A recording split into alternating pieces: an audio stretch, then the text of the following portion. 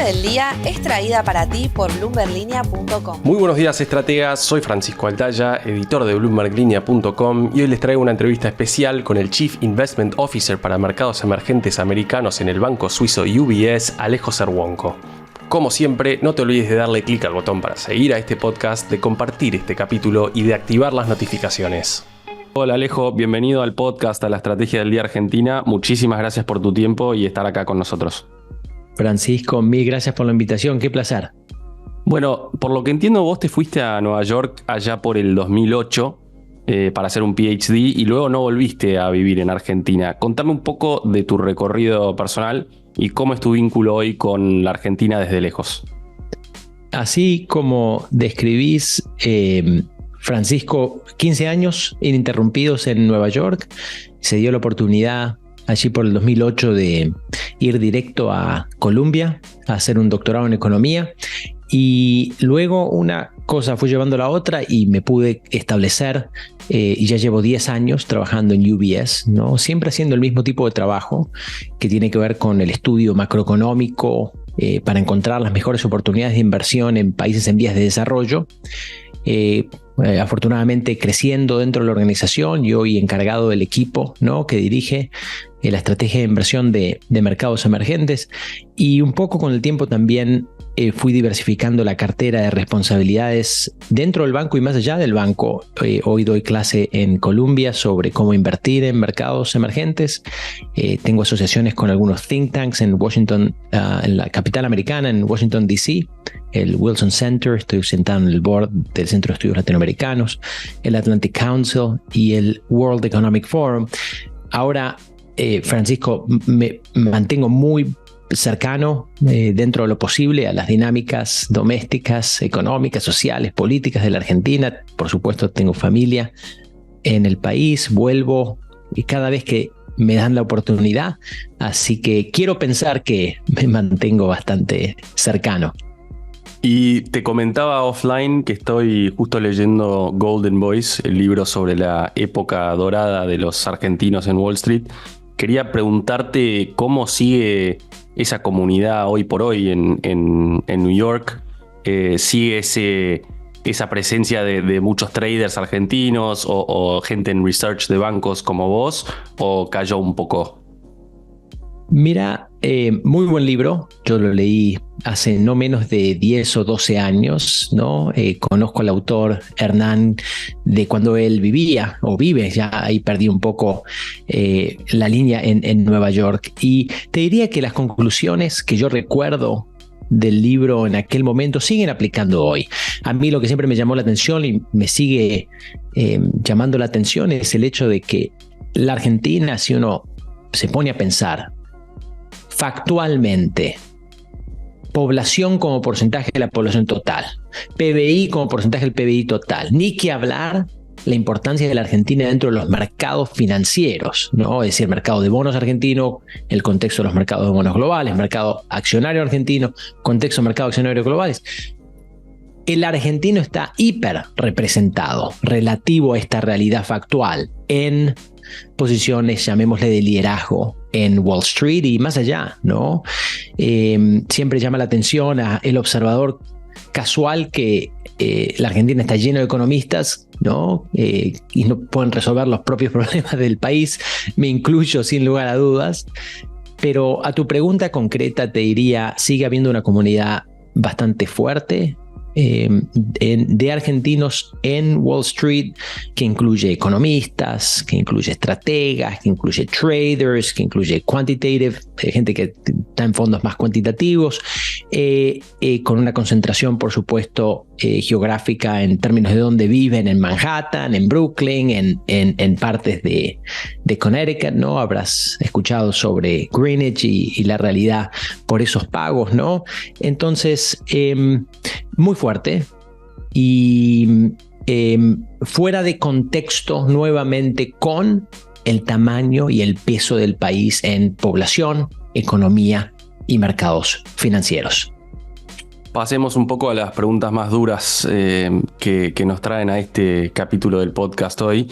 ¿Qué tipo de año estás viendo justamente para mercados emergentes? Con mucho ruido desde China hace poco tiempo. una recesión ahora en Reino Unido, complicaciones en Japón y de fondo una incertidumbre por las decisiones de la Fed. Buena pregunta.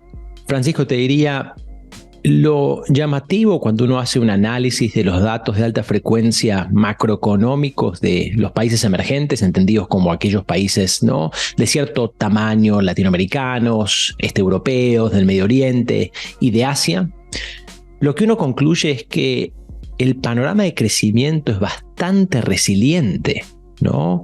Estos países se vienen expandiendo a un ritmo bastante saludable. Te estoy contando un poco un agregado de datos de PMI, de manufacturas, de ventas minoristas, de producción industrial, de exportación, importación. Esto a pesar de que el entorno global no ha sido el más favorable. Hay que recordar que la Fed ha subido tasas al ritmo más marcado en 45 años. Hay que recordar, como bien decías, que China viene sorprendiendo consistentemente a la baja. No obstante, tenemos una resiliencia en crecimiento notable. A la vez tenemos una inflación en países emergentes que continúa normalizándose y que le permitió, en parte por el buen trabajo que han hecho muchos bancos centrales del mundo emergente, subir tasas antes de la Fed y recortar tasas, ¿no?, antes de la Fed. Entonces creo que vamos a seguir viendo recortes de tasas de interés por la mayor parte de los bancos centrales de los países emergentes. Y la realidad es que el viento en contra que, por ejemplo, la Fed proponía en el año 2023 en términos del entorno de tasas de interés, es posible que este año se convierta en un viento a favor. A medida que la Fed contempla recortes, lo más probable en la segunda mitad del año. Desde el punto de vista macroeconómico, el principal interrogante es precisamente China, segunda economía más grande del mundo, sorpresas consistentes por debajo de expectativas en términos de actividad, en términos de inflación. Es un poco la excepción a la regla de los países emergentes, y esto, por supuesto, ata al resto del mundo en vías de desarrollo. Nuestra expectativa es que China va a seguir tratando de relajar quirúrgicamente política monetaria, política fiscal, y va a lograr estabilizar crecimiento económico este año en el entorno de un 4,5%, ¿no? Que por lo menos que dejen de aparecer estas malas noticias ya es relativa buena noticia en lo que se refiere a China. Ahora, como inversor siempre uno tiene que tratar de entender o analizar cómo se pueden llegar a dar las cosas relativo a lo que está descontado en los precios. Y es ahí donde en los países emergentes, diría, el universo de fixed income en el agregado ya está descontando, incorporando en el precio bastante buena noticia. Cuando uno se fija, por ejemplo, el riesgo país promedio de los bonos soberanos de los países emergentes, estamos por debajo de 4% o 400 puntos básicos, ¿no? Y esto en nuestros modelos es un poco más ajustado relativo a los fundamentales. Hay oportunidades, el carry, ¿no?, la tasa de interés agregada de estos bonos está cercano al 8% en dólares, entonces uno puede, ¿no?, llevarte ese carry atractivo, pero esperar apreciación de capital adicional por parte de compresión de spreads es poco probable. Lo que está descontando menos buenas noticias es el mundo de la renta variable, te diría. En el agregado podés comprar acciones de emergentes a 11 veces y media utilidades en los próximos 12 meses. Esto es menor al promedio histórico del propio asset class y un descuento brutal en este momento al S&P 500 de casi un 45%, muy superior al promedio histórico, ¿no? Entonces, ahí creo que en términos relativos hay menos buenas noticias o más malas noticias descontadas en equities que en bonos. Ese es un poco el panorama general. Clarísimo. Y yendo específicamente a los emergentes en nuestra región, que es Latinoamérica, ¿dónde están viendo las mayores oportunidades en UBS por país? Me dijiste que equity menos que renta fija, pero ¿dónde están viendo ahí las oportunidades? Bueno, te diría, lo interesante de Latinoamérica, creo, empieza a emerger un modesto atractivo de la comunidad inversora global por la región en un mundo geopolíticamente cambiante, ¿no? Yo creo que se reconoce que Latinoamérica puede empezar a aportar soluciones a los problemas del mundo en lugar de agregar problemas, como de repente estamos acostumbrados a que haga. Cuando pensás en la transición energética, ¿no? El suministro de materias primas clave que necesita el mundo y, digamos, el incorporarse a cadenas de suministro global que se están reorganizando, todo esto es algo que Latinoamérica puede nuevamente aportar. Entonces, yo creo que estos son son puntos a favor. Sin duda, tenemos increíbles desafíos, instituciones débiles, líderes que dejan muchísimo que desear, ¿no? Desigualdad del ingreso y la riqueza muy marcada. Pero en el neto, creo que el interés del inversor global por Latinoamérica está creciendo marginalmente. Nosotros compartimos esta conclusión, sobre todo en lo que se refiere a los países más grandes de la región. Brasil y México se resaltan como las áreas de mayor interés. Y en Latinoamérica específicamente te diría que en esta primera mitad del año estamos concentrando la atención en fixed income y analizando a ver si el atractivo de equities sale a relucir más en la segunda mitad del año, ¿no? Específicamente vemos valor, por ejemplo, en bonos en moneda local de Brasil o de México, tasas de interés domésticas que siguen muy elevadas, muy probable estabilidad de las monedas respecto al dólar, te permiten, ¿no?, aprovechar este carry interesante. Latinoamérica tiene excelentes compañías que emiten bonos en dólares, que en algunos aspectos están sobrecastigados estos bonos simplemente por el código postal, ¿no?, en el que tienen su casa matriz. Entonces vemos valor en bonos en dólares de Latinoamérica, de corporativos, bancos sistémicamente importantes, compañías manufactureras, productoras de commodities, etc. Lo que te decía de equities es simplemente una observación en base a que los equities latinoamericanos están muy castigados, ¿no? Si uno se fija, por ejemplo, Brasil, uno puede comprar el índice a 7 veces y media utilidades de los próximos 12 meses, un número muy deprimido. Chile 8 veces y media. México 12 veces y media por debajo del promedio histórico por un amplio margen, ¿no? Entonces hay valor. Necesitamos un poco un trigger que está un poco esquivo. Puede ser que a medida que tengamos más confianza de cuándo exactamente recorta la Fed, ese puede hacer. Lo estamos analizando. Pero un poco esa es la estructura de pensamiento y te quería también compartir, como lo hice al principio, algunos conceptos que vienen resonando en los inversores globales. Tuve la oportunidad de recolectar esta, llámale, data en Davos, en Suiza, hace unas semanas y tuvimos una conferencia por parte de UBS en San Pablo de 3.000 personas hace un par de semanas también. Esa es la impresión que me llevo y que comparto. ¿Estuviste en Davos? ¿Lograste hablar con el nuevo presidente de la Argentina? Lo escuché en vivo. Hasta donde yo entiendo, prácticamente no dio reuniones de menor de tamaño, llamémosle más privadas. Lo que te puedo compartir es que su presencia generó mucho entusiasmo. Te diría que de los líderes globales que participaron de Davos, me atrevo a decir que es de los que más entusiasmo o intriga generaban. Ahora, como te puedes imaginar, los representantes argentinos en Davos dejaron una impresión muy buena por su preparación y su pragmatismo. Estoy hablando de aquellos miembros del gabinete que participaron. El speech de Milei es público, cualquiera lo puede ir a escuchar en la web, ¿no? Generó muchísimo interés una vez que se dio ese speech.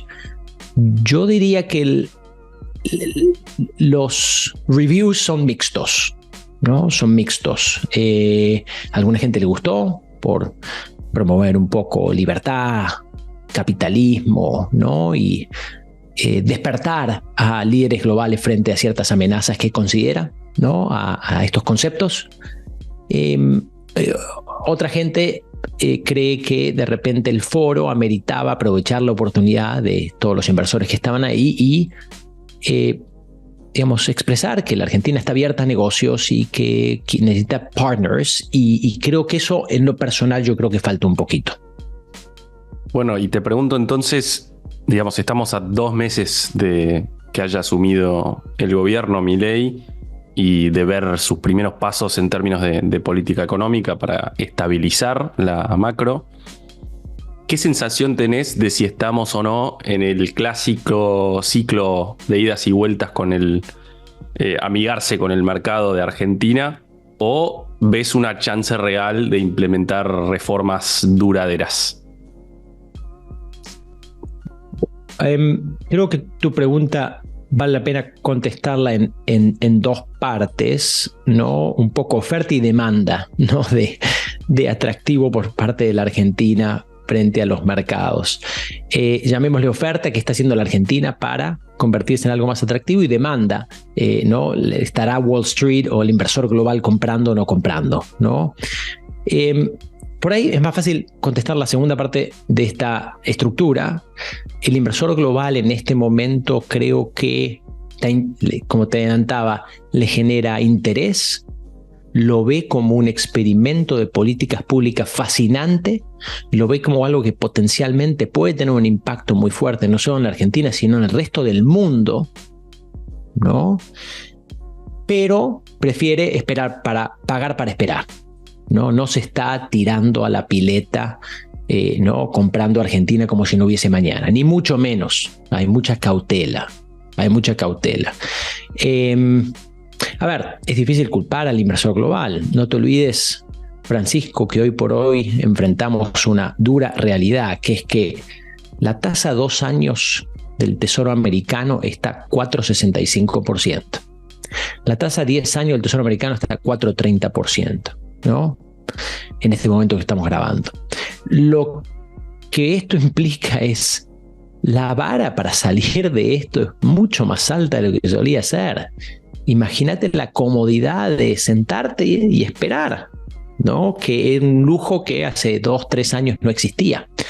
Entonces, ¿qué tiene que hacer un país como Argentina para atraer al inversor cuando está tan cómodo en los 4,5% en dólares en, entre comillas, risk-free rate? ¿No? Es otro mundo. Claro, ¿cuáles son los triggers ahí que el inversor global quiere ver en Argentina? Las reformas en el Congreso, efectivamente alcanzar el déficit financiero cero este año. Yo te diría, el inversor está esperando una combinación de que lo que se dice se haga, ¿no? Se dice, yo creo en términos muy generales, ¿qué es lo que dice Milei? El gobierno gasta violentamente por encima de lo que le entra y esto es completamente sostenible, hay que arreglarlo. Milei dice, no se puede hacer negocios en la Argentina, hay que hacerle la vida más fácil al sector privado, ¿no? Yo creo que progreso concreto en estas 2 áreas es lo que el inversor global quiere observar. Agréguese a eso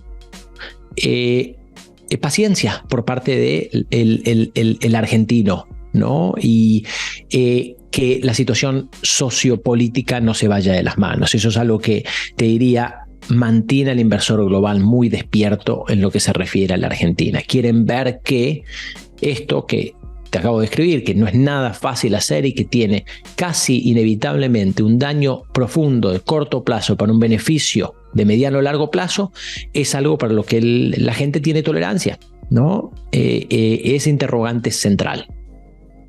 Después tenemos, digamos, para medir el éxito o no hasta ahora de lo hecho por el gobierno, una variable bastante clave, una métrica, que es el riesgo país, que hoy sigue en torno a los 1.800 puntos básicos. ¿Qué te dice a vos ese número? ¿Que todavía en el fondo no se arregló los desequilibrios más importantes? Yo creo que es la otra cara de la moneda de lo que te comentaba respecto al inversor global, ¿no? Que no se está tirando la pileta, anda con mucha cautela, tiene bastante escepticismo y tiene alternativas, ¿no? Lo que ese riesgo país te indica es una expectativa de que la Argentina aún es bastante parecida a aquella de antes del 10 de diciembre, ¿no? En términos de willingness and ability to pay, ¿no? Habilidad y voluntad de pago. Eso es lo que simplemente ese número te dice. A ver, yo creo que debería estar más bajo, ¿no? Relativo a los planes, los esfuerzos y las probabilidades. Pero también hay que reconocer que el riesgo país es un solo número, y un solo número que te agrupa un rango de escenarios posibles, ¿no?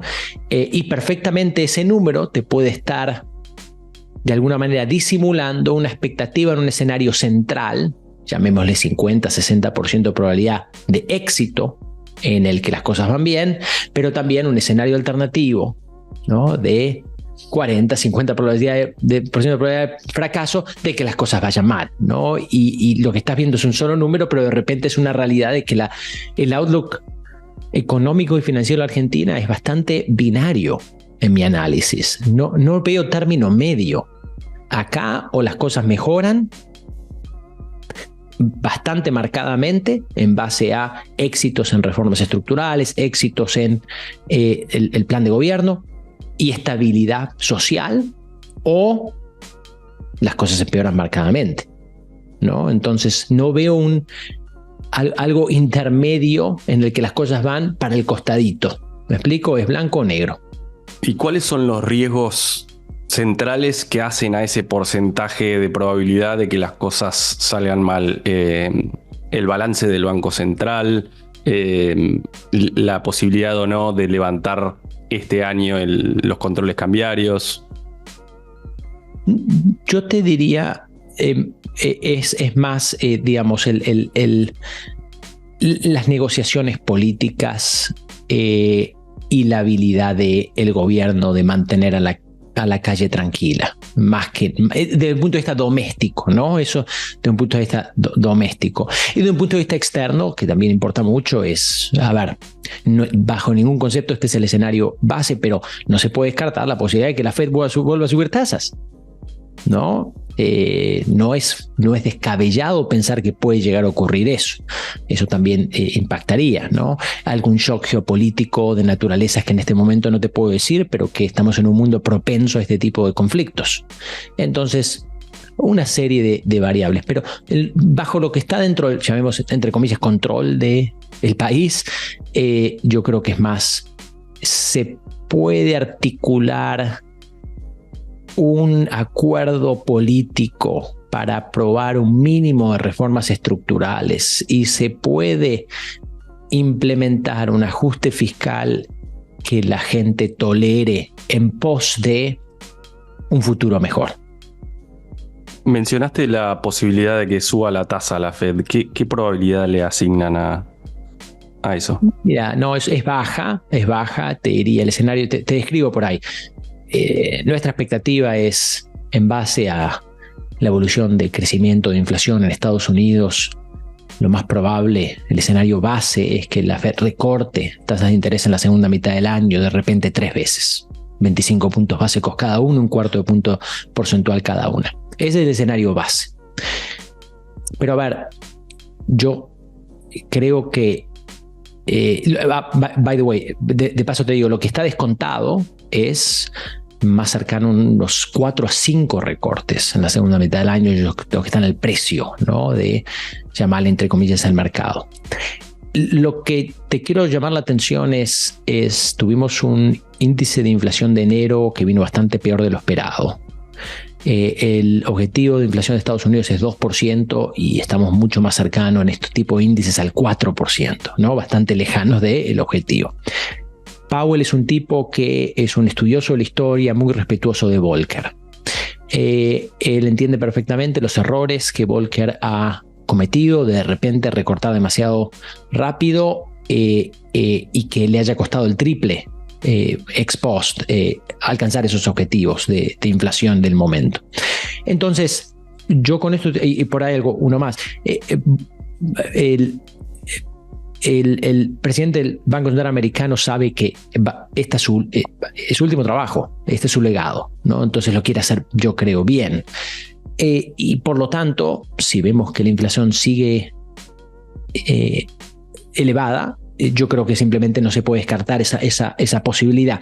Es un escenario riesgo, ¿no? Me atrevo, esto es más futurología, pero diría un 15% de probabilidad, una cosa así. Y si miramos los fundamentals de la economía argentina y las perspectivas de que mejore el ingreso de divisas a las arcas del central, que hoy están las reservas en menos 5.000 millones de dólares más o menos netas, eso no parece estar pesando demasiado, esa mejora de perspectivas en cómo se percibe la posibilidad de una estabilización en Argentina, ¿no? O sea, tenemos el riesgo país en los niveles que mencionábamos, a pesar de que hay un montón de proyectos de litio que cada vez se exporta más, que hay cada vez más proyectos de cobre también, que el campo se va a recuperar fuertemente este año, que Vaca Muerta está produciendo más que nunca. ¿Por qué eso no aparece en esa percepción externa de la Argentina todavía? Yo diría que el inversor es consciente de todo eso, ¿no? Y creo que lo reconoce. Volvemos a dos cosas. Una, esa probabilidad de fracaso que preocupa, ¿no? Y que obviamente, si uno se fija, hay que ser, digamos, bastante frontal respecto a esto. Si uno se fija, digamos, lo que pasó en las últimas 2 semanas respecto de habilidad de llevar a cabo y aprobar reformas estructurales, ha habido fracasos. Esa es la realidad. La buena noticia es que se está reagrupando, se está reconsiderando, hay pragmatismo, hay plan B, hay plan C, sí, pero el plan A fracasó, ¿no? Entonces hay que reconocer que la información que uno tiene es que está costando. Eso por un lado. Y lo otro, de vuelta, no nos olvidemos que hoy uno puede acceder a tasas de interés de países y compañías con muy alta habilidad y voluntad de pago. Yo te decía Estados Unidos como punto de referencia, pero también hablábamos hace unos minutos, si uno logra exponerse a el universo de bonos soberanos de los países emergentes, uno recolecta más de 8% en dólares de tasa de interés.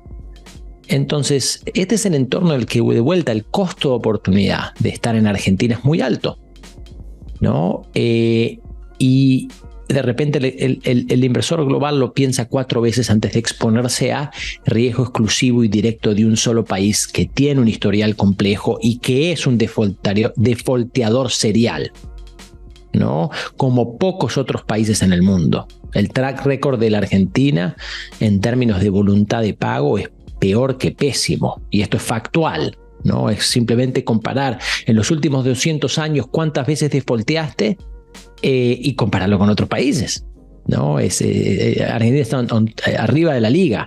Entonces es esto lo que creo no nos tenemos que olvidar. Te hago la última pregunta, Alejo, haciendo el disclaimer que venimos haciendo, ¿no? De que Argentina hoy es una inversión de alto riesgo y no hay vuelta que darle. ¿Cuáles son los activos que ves mejor posicionados hoy para atraer eventualmente la mirada de los inversores globales? Pero bueno, como oportunidad también para el inversor argentino también. Sí, creo que tanto el mercado de bonos como el mercado de acciones argentinos sigue descontando amplia mala noticia, ¿no? Y claro, si se materializa un escenario que yo considero el escenario base de cierto grado de aprobación de reformas y éxito del gobierno en términos de permanecer en el poder y terminar su mandato, eso debería haber un re-rating tanto en bonos como en acciones, ¿no? Esa es un poco nuestro análisis. En el mejor de los casos, ahí, ¿a qué rating podría llegar, por ejemplo, en este mandato? O sea, el escenario óptimo. ¿Decís la calificación crediticia? Soberana, sí. ¿Decías eso?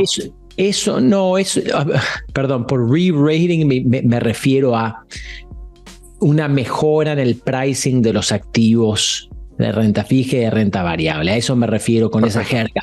Si me preguntás, calificaciones crediticias, se mueven muy lento las calificaciones crediticias, suelen ser algo que se mueve detrás del mercado. Entonces, yo esperaría muy mínimos cambios en calificación crediticia argentina, que siga sólidamente dentro de lo que se llama calificación basura o especulativa, ¿no? High yield. Eso es algo que no creo que los inversores tampoco le estén dando tanta atención o importancia, porque saben, ¿no?, lo lento que son las calificadoras crediticias, S&P, Moody's, Fitch, para moverse, sobre todo cuando empezás de un nivel tan bajo, ¿no? Estás en el terreno del C, ¿no? Es decir, si vos pensás, a ver, un país, una nota del 1 al 10, ¿no? La Argentina está sólidamente en el 1. Claro. En este momento, cuando uno piensa en calificaciones soberanas crediticias. Eso tarda mucho en moverse para arriba y no es un indicador que estos niveles sea demasiado relevante. ¿Y recuperar el estatus de mercado emergente de MSCI? Bueno, eso es otra cosa. Por ahí son conceptos un poco distintos, ¿no? Una buena pregunta es, ¿cuándo podrá la Argentina alcanzar una calificación crediticia soberana de grado de inversión? ¿No? Y yo te diría, eso es un trabajo de muchos mandatos presidenciales bien llevados a cabo, por lo menos 2, ¿no? Pensá la situación de Brasil, que sigue siendo categorizado como high yield por las calificadoras crediticias. Yo creo que no del todo justificadamente, sobre todo en lo que se refiere a bonos en moneda dura. Pero eso te da una idea, ¿no?, de lo que le falta al país para alcanzar grado de inversión. Colombia lo perdió recientemente y la tendencia general de Latinoamérica, ¿no?, viene siendo hacia la baja. La otra pregunta que vos me haces es equities, ¿no? En este momento la Argentina no es considerada en términos de acciones un país emergente. Fascinantemente tampoco es considerado un país de frontera. Es considerado un país, entre comillas, stand alone, es decir, parado solito. Para mí la analogía perfecta es que está en el rincón, ¿no?, de los castigados, porque MSCI no sabe qué demonios hacer con la Argentina. Claro. Porque, digamos, cuando uno se fija lo que determina si un mercado es X, Y o Z, un componente importante es flujo de divisas y control de capitales, y la Argentina está constantemente yendo de un lado para el otro y no hay previsibilidad por ese lado. Entonces, la verdad no tengo idea. Yo creo que en principio el primer paso sería que nos saquen de standalone y nos pongan como frontera. Y el segundo paso me da la impresión que sería que nos pasen de frontera a emergente.